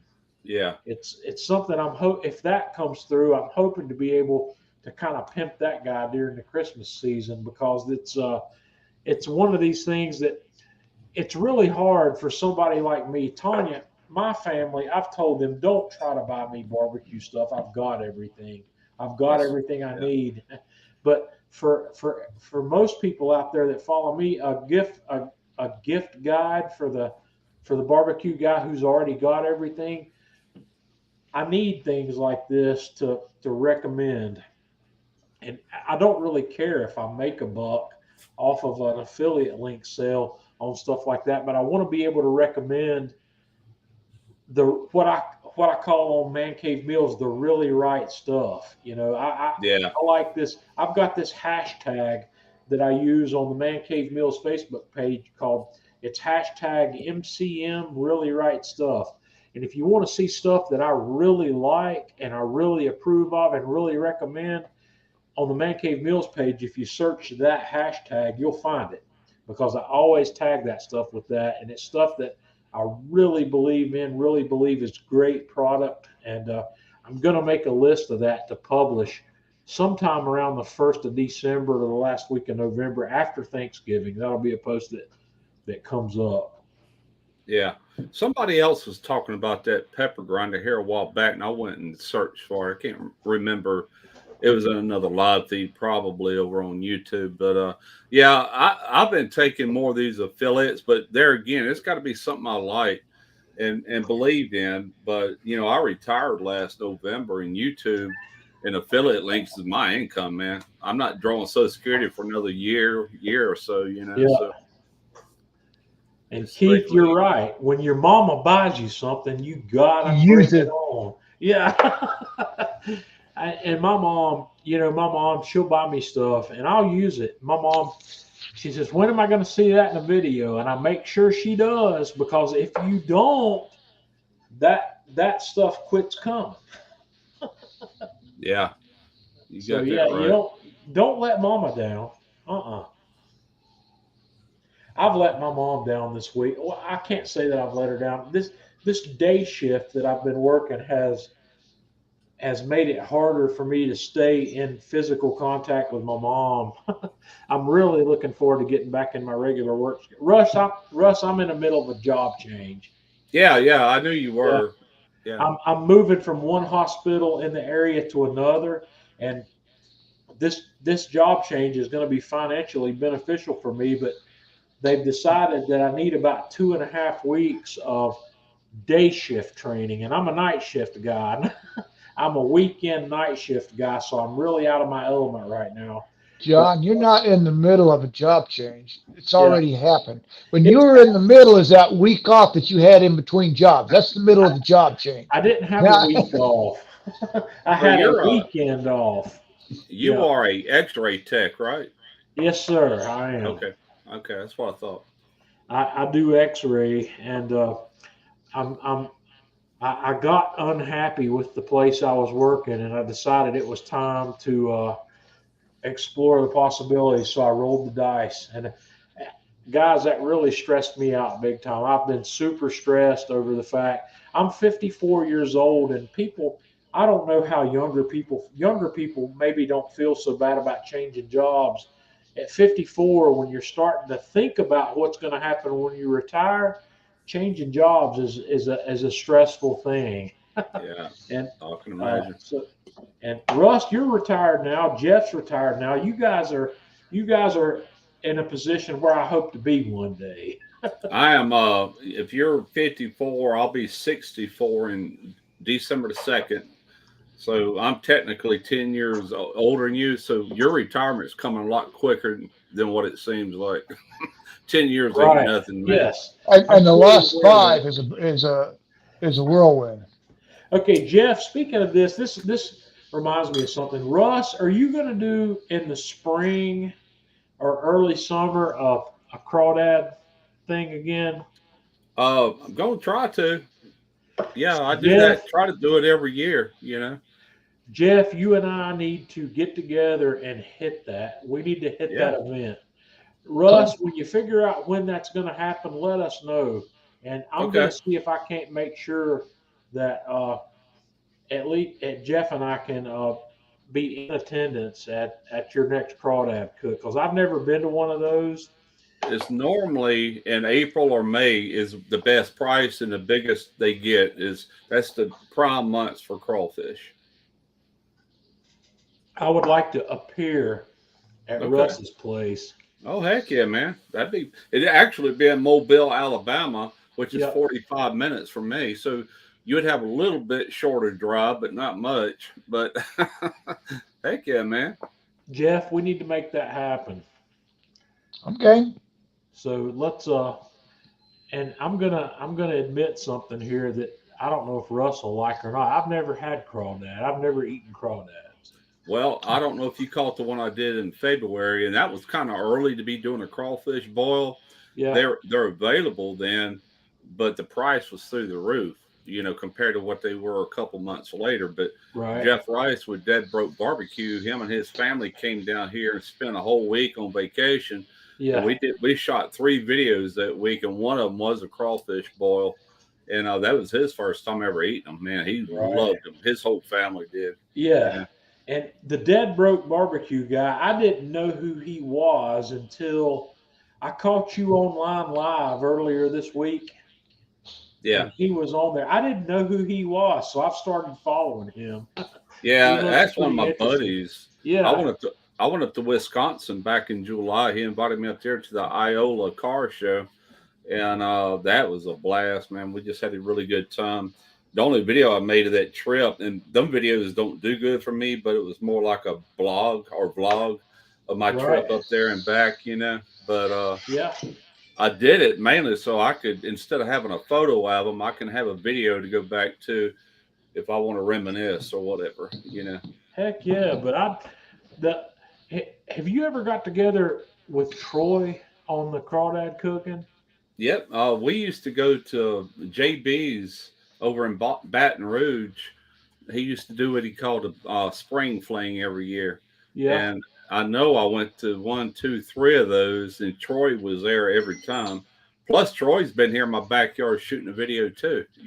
I want to meet Troy too, and I haven't had the chance to get out to Austin yet. Well, he Uh, moved. He moved. Not in Austin? He's in New Mexico now. Really? I didn't know he had moved. Just recently. I mean, Holy just like crap. weeks ago. Yeah. He moved out of Texas? He got rid of all his pets. I guess he's done with YouTube, man. Are you But serious? I'm Oh, dead serious. Yeah, he sure no, did. I did not know this. Yeah. Holy crap. Greg Well, Murphy told me about it.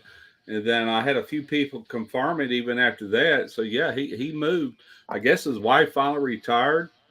He's been retired. And yeah, they're just I remember when Troy retired. Uh, that was a big deal when Troy retired. He made a big deal out of it, and I was so happy for him. oh yeah, man. He was Yeah. still pretty young too, because he's still in his 50s now, but he's been retired, I know, probably 7 years.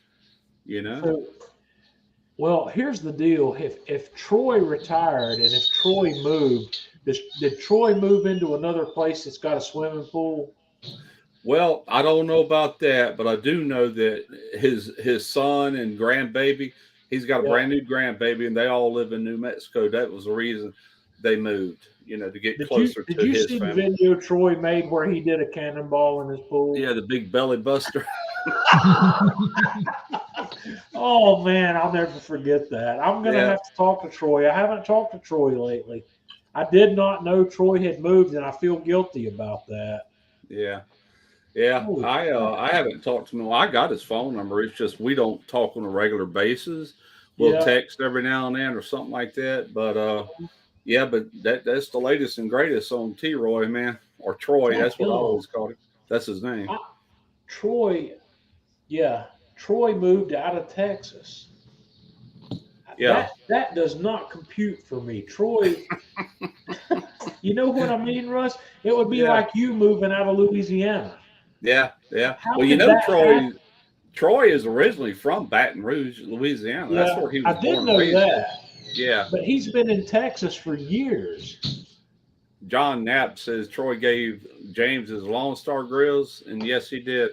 And talking about, I don't know James's last name, but he's at Amum and Claimum Barbecue. He Yes. does competition barbecue and all. Plus, he's on YouTube. Good friend of Troy's, but he gave him the little offset, and I don't know what he done with the rest of the pets, but I heard he got rid of all of them. So Troy's done making video. I guess now Okay. nobody's confirmed that, but he hasn't done a video per se in probably 3 months. And Okay. so I'm gonna get Troy back on here with me one night. there you go, boy. That'd be awesome right there. And Now, I've only had Troy on with me once, but I had Troy and Justin on at the same time. And okay, yeah, I need to maybe I'll get you, Troy, and Justin on that'd be and cool. see. Yeah, I'm devastated. That bugs me.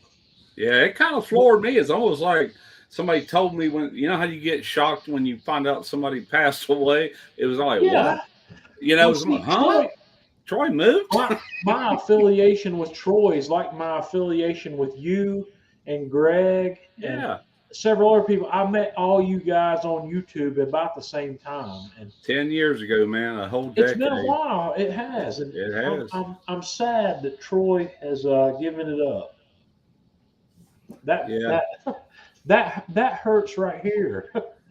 Well, that and plus, you know, he got that channel way up there. He's got like 350,000 subs. I'm Yes. like, man, I've been knocking him dead with them kind of subs. I mean, he's 100,000 over me. You know, I'm like the really the key time that you should be pushing it. That's when he was backing off, which he had some medical issues. I get that, and that's not what he Well, wants. He's never been interested in the money or the fame or anything well, like that. He just Russ, enjoyed it. here's where I feel like I've let myself down. When I went exclusive with Kamado Joe, Yeah. that killed the growth on my YouTube channel. Yeah, It man, I did. Because remember. it was not. I was not. My YouTube channel quit growing, and my YouTube channel here now has been. It's 10+ years old, and I just passed 25,000 subscribers this summer. Man, I remember it like yesterday, John. Yeah. You had like back in them days, we were all brand new channels, and you had like 13,000 subs in or something like that.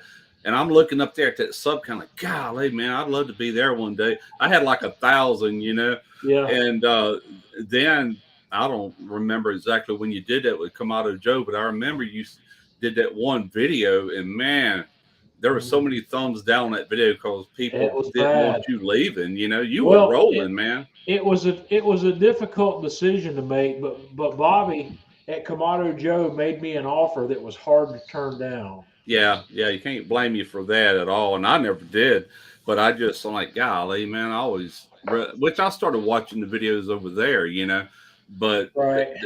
but yeah, that pretty much was the end of it. But if you could have kept going with that momentum you had back then, Well, here we are you'd now. be We are way up now. there. I'm back to a position now where I'm making content for myself again, and I'll grow. It'll grow, but I would hope that if I had not done what I did, I would be right up there with you guys in the subscription counts with You you and would be. You'd Greg. probably be higher. You'd But probably be I don't know higher. that I know I wouldn't be any higher. We would all be about the same level Yeah. because we had similar audiences. Our fans merged. You know, we had the But same people watching us.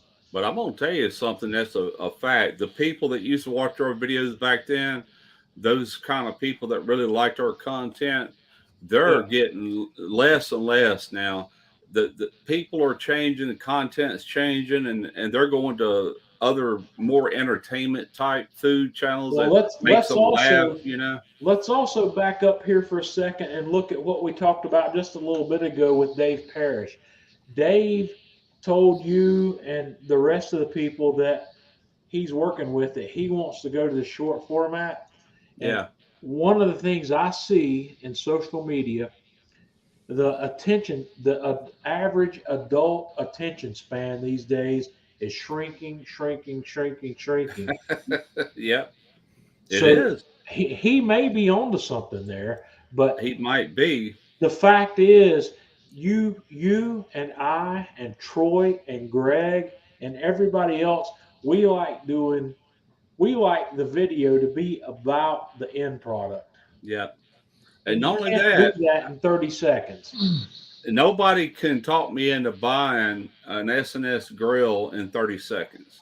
You're Right. not showing me enough information, but I'm old school too. You know, I want to sit there and watch you, ask you some questions about it, and all this stuff before I ever pull the trigger on it. You know, Well, and as that's far as the anybody SNS really. is concerned, I admire Dave for a couple of reasons. Dave went out on a limb on his own with a product that it's a good product. It's expensive, and we'll see what happens. I'm going to bring the 26-inch Weber kettle here, and we'll decide after the fact whether or not I put the slow and sear basket in it. Yeah, I'm going to do what I can do first without it because I'm like I said, I want to bring the guy back that doesn't want to spend Kamado money. right. And I'm also asking myself, should I buy the 26-inch kettle when I can get a 22-inch kettle for half the price? Well, as far as a video standpoint and people it being more attractive to them, something more Uh-huh. affordable, I would say the 22 and a half because that is like the most common kettle. You know what I'm saying? And you And can still own one of those for 150 bucks. yeah, yeah, Yep. all day long, you know. John, The I'm out of 20, here, buddy. all right, Jeff, thank you, man. Thanks for coming on with us tonight. Yep, it's This 10 was o'clock. impromptu. Yeah, okay. Yeah, have a good one. Russ, take it easy, buddy. All right, Jeff, later, Yeah. man. Yep. But yeah, it's one of those things where I'm going to try to reintroduce myself since I'm no longer I'm not affiliated at this point with anybody that's paying me to make video content. Right. So I want to reconnect with the guy who doesn't want to spend $1,000 on a grill, and there's a lot of those people out there.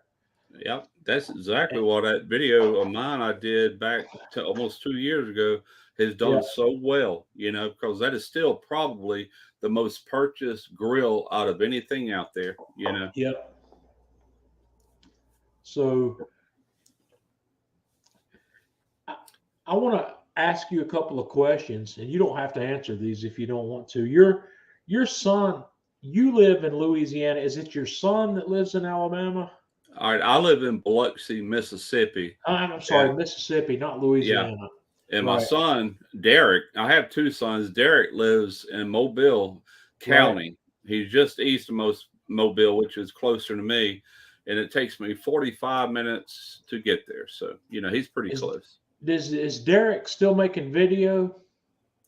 He has been my cameraman for going on 6 years out of the 10 years I've been doing this, and he does a little bit of content on his own every now and then. Right, He's wanting to do some, but they do better if me and him are both in them, or right. just me. People didn't sign up to see Derek. You know what I'm Yep. saying? And Mhm. so, but yeah, he does a little bit here and there, you know. Yep. But he Okay. helps me tremendously. You know, I pay him. I think the last one of the things to refresh my memory here, there was a hurricane at some point in history that did some damage to a boat that he had, right? That was his first sailboat, and Yeah. actually, the storm didn't do it. The boat actually sunk one day off of Gulfport, and we were going to shoot a video the next morning at cruising the coast which is an annual event here with all the old cars running up and down highway, right there on Beach Boulevard. Yeah. And he anchored the boat right offshore and took a little dinghy and come up there with a pop up, and he's slept in that pop up all night and waiting for me to get there the next morning. He was in a lounge chair, and then this bad storm came in that night. It wasn't a hurricane, it was just a rainstorm, and the winds picked up, and here he is trying to hold this pop up down from blowing away. And then finally it went away. He kind of got up, and I pulled up the next morning and I said, "Hey," like that. "Oh, you here?" "Yeah." Anyway, I looked over there, I seen that boat. I said, "Man, that boat's awful close to the shore." He goes, "Huh?" He jumped up. He's, "Oh crap, I've been dragging anchor because of that bad wind that came in." And it was that thing was an old beat up boat, and it was sinking at the time. Yeah, it hadn't sunk yet, and I couldn't even tell it was sinking. It had just started taking on water. And what it was, it had one of these keels that led up and down. Yeah. And that keel had a lot of slack in it, and it was stuck in the mud, and the wind had it doing this, and it knocked a hole in the bottom of the boat, enough for it to take on water. And we sit right there and watched that boat sink. Had a brand new outboard on it, Oh, man. And so I turned around and bought a big sailboat after that, because, boy, he was super depressed and everything, Yeah. But I bought not a real big boat, but a lot bigger than that one. Had a little diesel engine in it. And he took it all the way down to Clearwater, Florida one summer. He was going a whole month selling that thing. But that sounds like fun. I can't imagine how much fun doing that would be. Selling. Yeah. He lived on it for 3 years. And I'd go get him. Go ahead. I used to work for a guy when I worked for Caterpillar a long time ago.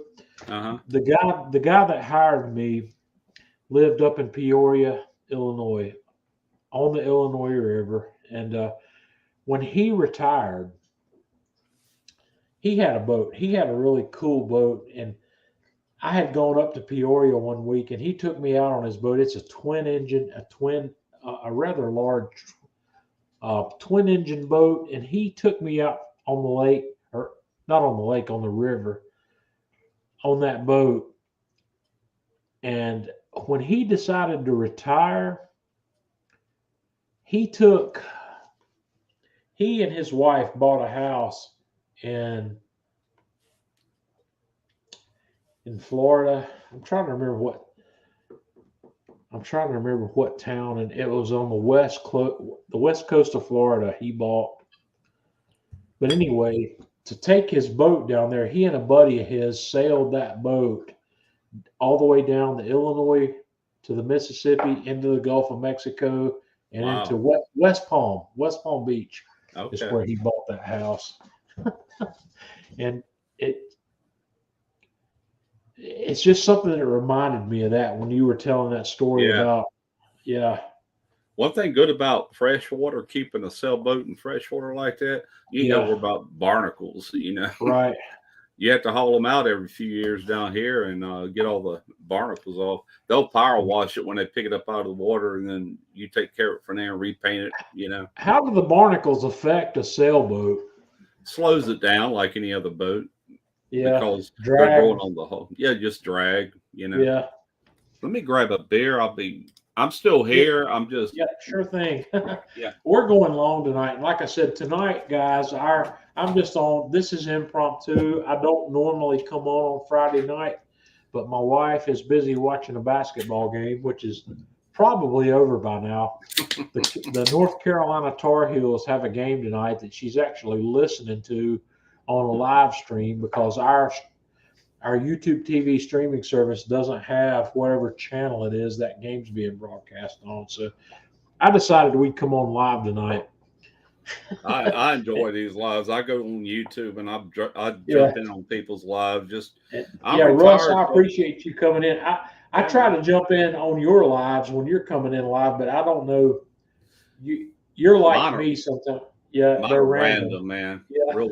real random, But I'm going to try to hit up with Greg. Greg was going to come on with me live at one point, and he had a family emergency that didn't work out. Somebody's asking what beer I have. I have cheap beer. Yeah. I'm Hey retired. man, Yeah. the price of the beer is not the problem. No, no, it's not. Yeah, so it's Friday. I don't have to work tomorrow, and I've been working on finishing out this Eagle Rare. This this was a gift bottle, and I don't know if Ryan Lowry is still with us or not. I got this bottle was a gift from one of my Nice. followers here. Yeah, Oh man. yeah. Heck But yeah. bourbon's a recent thing for me. I haven't become a bourbon fan, and it's been 2 years or so that I've been into the bourbon scene. Yeah, Ryan's still here. Ryan provided me graciously with this bottle of Eagle Rare, and it's a really Nice. good bourbon. Yeah, but I had I need to a slow down. I had a subscriber of mine one year. Uh, he didn't send it, but he got his daughter to send it and contact me Yeah, because he doesn't know much about messaging and computer. He's an older man that loved my videos. And yeah, they live up in Wisconsin. And she said, my dad watches you avidly and stuff. He wants to send you some cheese. yeah, And we live up here in Wisconsin. So I gave her my address and everything. And man, later that week it came in. It had all these ice packs in it and everything. This yeah, box was like 2.5 feet by 2.5 by 2. It was just huge. But they yeah. had some beer from up in Wisconsin that was really good. Mhm. And they had all kinds of cheeses, but that was really nice of them. I mean, we're telling what they spent on Man, that. I need to connect with Wisconsin somehow because this Wisconsin brick cheese is Hmm. is part of the authentic Detroit style pizza, Right. and Yeah. I can't buy that. I can't buy that around here anywhere, and I'm having to make my own blend of cheeses, which usually is Havarti, Munster that I'm putting together when I make a Detroit style pizza. I found Detroit brick, Wisconsin style brick cheese here once, and for some reason or another, I decided not to buy it. I thought in my mind, okay, they've got it here, and then when I went back to get it, they didn't have it, and I was unable to. I tell you who you can go to online. It's Yeah, called Wisconsin Cheese Mart. right. And I have ordered from them probably 4 different occasions in the last 4 years. I do it in the Yep, winter months right. because one time I did it in the summer and it was a 1 day delay on getting it to me. And I had some blue cheese in there and it had warmed up completely, and I was Yeah. scared to use it. They turned Oh, around and don't be scared. yeah, well, they reshipped it. It didn't Yeah. cost me anything. But it's a family owned company, but you can Mhm. order that or you could pretty cheaply, and they have that brick cheese if I remember right. I'll check that out then because that's the one ingredient for the. I think Detroit style pizza has probably become my favorite style. I'm wanting to do Uh, that. I got to order the pan of the Detroit pan pizza yes, or the Lloyd Detroit pans. pan Lloyd Get the pans. Yeah, Lloyd pans. Yes, that's the I've one I got. use on my Chicago. That's Yeah, Lloyd's. I've got the 10 by 14, but I recently got an 8 by 10, and Amazon had the 8 by 10 pans. Yeah, Let's see here. Lloyd. Let's see. Oh yeah, that anodized aluminum. Lloyd, you Yeah, sit in there somewhere. yeah, it's Yeah, on there. I Lloyd. see it. Yeah, there it is. Those pizza pans rock. They're the best. And Isn't it the only weird how problem, everything we talk about I happen to have laying right beside me? yeah, the only problem I've got with Lloyd pans is their shipping costs. They're pretty expensive in general. I bought Yeah, this one off of I don't remember if I bought it off their website or Amazon, if you can get it off but of that's like Amazon, they typically $35. have. Yeah, they have. It's worth it. Don't worry about the price if you Right. find it on Amazon. Yeah. If you don't find it on Amazon, you're going to find it on their own website for the same price, but you're going to have to pay shipping. Whenever you find the Lloyd pans on Amazon, they have the Prime. And if you've got Amazon Prime, you don't have to pay the shipping charge. And I've got Slippery. that same pan here. Slippery. Not the same one you showed, but the Yeah. Detroit pans. This this 10 by 14. Yeah, that's what I'm wanting right there. That's it. But uh, the 8 by 10 version of the same pan just popped up on Amazon a month or two ago, and I bought the 8 by 10 version because when I Okay. make Detroit pies for just for me and my wife, this is the right size pan. Okay. Uh, the Gotcha. 10 by 4, Gotcha. the 10 by 14 is too much for two people, but Yeah. having this pan is a good thing because this is a great lasagna pan. Oh You can do yeah, more that's what I was pizza just in this thinking. pan. Even So, that smaller one. uh, Yeah, when I shoot Lloyd my pans. videos, That's another item that's going to show up on my list of stuff for the barbecue guy who's already got everything. yeah, Is a couple of these Lloyd pans. Lloyd pans. There you go. I was Yeah. reading Keith Brookshire's Slippery Chicken Barbecue was Wisconsin. Actually, that is golly, what's his name? He's been here to visit me too. Yep. But it's not Wisconsin. He's further north than that. It's Minnesota or no, Michigan. Right. He's way up north. Russ, Michigan. can you still hear me? Mm-hmm. Okay, I'm just making sure my Yeah. my earbuds just went dead. Okay. Thomas is his name. Yeah, Yeah. his whole family made a trip, and not just to see me, but they were going everywhere, to see Right. other people. And they came here and had a crawfish bowl. Right. That's been 3 or 4 years ago, Awesome. maybe longer. Well, I need to kind of wrap up tonight. Unfortunately, we've gone longer here than I normally ever go on a Thursday night. We've been That's going an all hour right, and man. 45 minutes. Yeah. So, yeah, but we've had a good crew here tonight. So Oh yeah, I Russ, enjoyed it, man. I appreciate you joining in with me. But I'm gonna talk to Troy. I might just call him. I've got his number, and Okay, cool. uh, maybe we can see if we can get you and Troy on here, and maybe even bring Justin in at the Yeah, same heck yeah. time. I've not met any of you guys face to face, but I'd love to. I finally got to. I think I've met everybody. I got to meet Greg Marvich. I met Troy. I met Justin. Justin showed up here at my house one day on a trip going down to Florida. Yeah. And I've never met you face to face. I've met Greg. Yeah, I remember that. Yeah. I went to Harry Sue's barbecue class at his house out in Southern California. And while I was out there, I hooked up with Greg, and I hooked up with Chris Lynch. Yeah, I hooked up with Chris, and I hooked up with Alan. Okay, yeah, Grilling Network. Yeah, I don't. Is Alan still making content? I didn't. Every now and then he'll take like a 3-year hiatus, and then just all of a sudden pop up, make 2 or 3 videos, and take another 3 years off. I love Alan. He's a great guy, but I haven't kept in touch with him much since I met him. But yeah, he was one of the people that was early on at the time that you and I were getting started that was out there, and he was an inspiration. Yeah. I always loved his. He still uses it, but way back then, I was brand new, man, and he had that Grilling Network little intro. Yeah. I was like, man, it looked so professional to me back in them days. I was so envious. I'm like, pretty slick for sure. Yeah, he had. Yeah. And he and I shared a lot of content. We got together on a lot of stuff. So, and yeah, I don't know. Maybe I'll hook him up. Maybe I'll call him. I've got his number too. So, good old day. I don't know if you got Greg's number, but I got it if you need it. I do. Also. Yeah. Okay.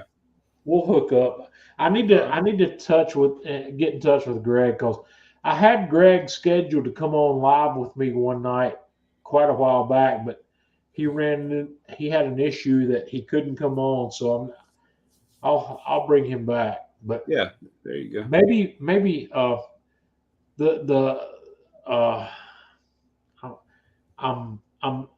I'm forgetting a name here on not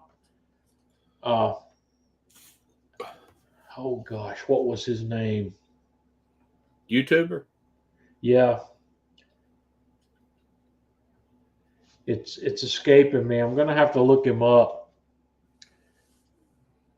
Not You remember the channel name or? no. I sent he had a young son, and I sent his son a Dan what Robertson.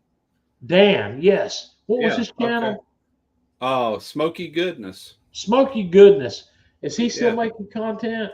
he is. Yeah. Okay, yeah, we'll get him on here as well. I'll talk to Okay. Dan. Yeah. I His always son, liked Dan. his son is probably in high school by now. Oh yeah, they're all grown up now, man. I sent Dan's son a Smoky Joe, and because he was showing an interest in barbecue and grilling, I hooked him up I with kind of Smoky remember that. Joe and some Yeah. accessories one time, and they one of the things that Dan used to do with his son that was something I look forward to was that Halloween video. They just did one. You can go to Yeah. YouTube and look up his channel, and it was Okay. really good, man. They just did one. They sure Did they? did. Okay. Yeah. I'll check that out. Russ, Yeah. I appreciate you hanging out with me tonight. We're gonna call it an evening. I've got All right, John. I think I hear my wife upstairs saying, "When are you gonna be done?" All right, Russ, have a good one, and we'll All get right. you All back right, on guys. here one Thursday night and talk about Yeah, man. some real beef. So, guys, thanks for hanging out with us tonight, and we'll catch you later. Later.